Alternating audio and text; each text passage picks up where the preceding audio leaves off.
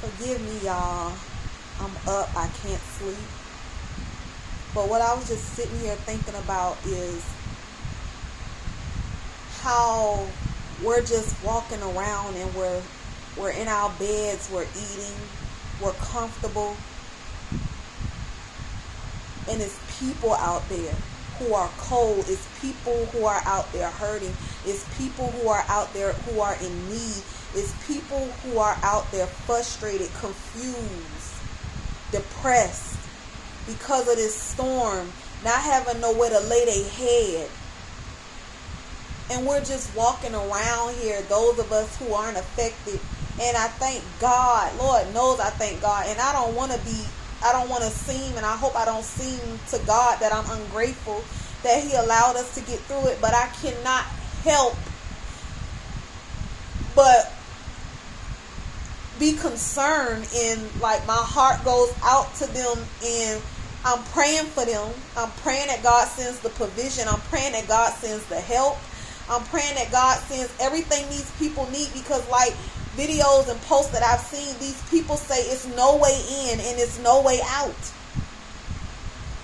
It's no way in and it's no way out. I'm just praying that God sends His angels. He sends help.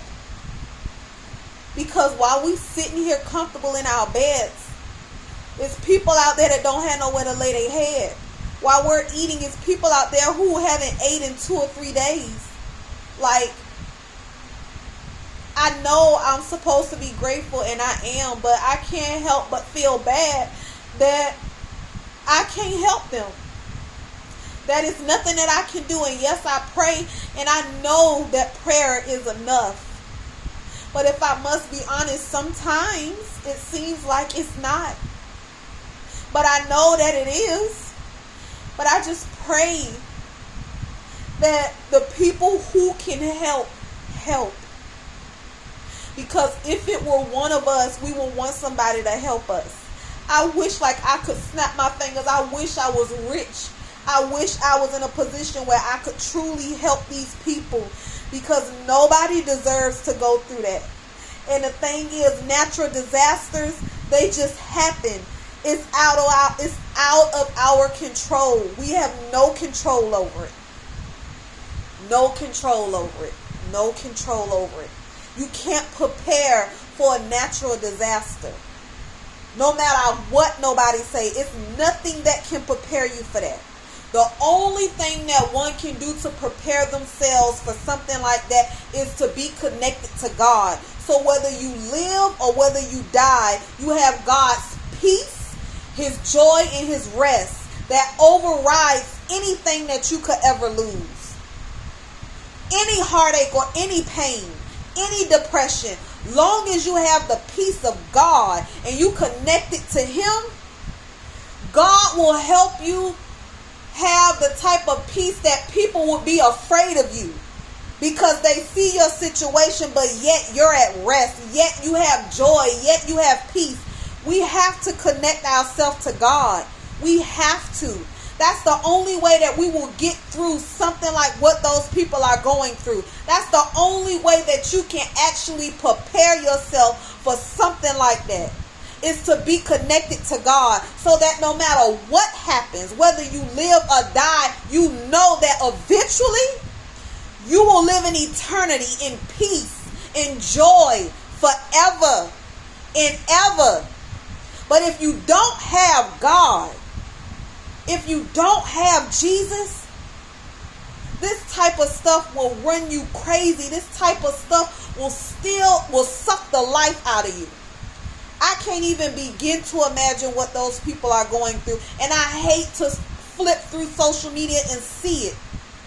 I hate to have that picture in my mind, but I'm believing that God is allowing me to see it and allowing y'all to see it, so that we can pray for these people. So that if you're in a position where you know that you can help somebody, a friend or a family member who is going through this, help them. Because helping others helps you. If you help somebody else who is in need, it clears the walkway, it clears the pathway for God to come into our life and into our situations to help us. can't help but sit up here in my bed and think about, like, it's people out there who can't rest because of the stuff that's going on around them. Like, they living in this. They would have never thought that this would be their life right now, but it is.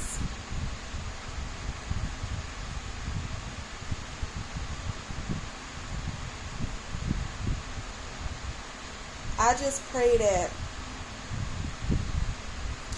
God send the type of provision that can relocate these people. Because if truth be told, they don't have, it's nothing can be done where they live at. They have to relocate. They have to find somewhere else to go. They don't have no choice. Because what used to be home is no longer. Is no longer. And as children of God,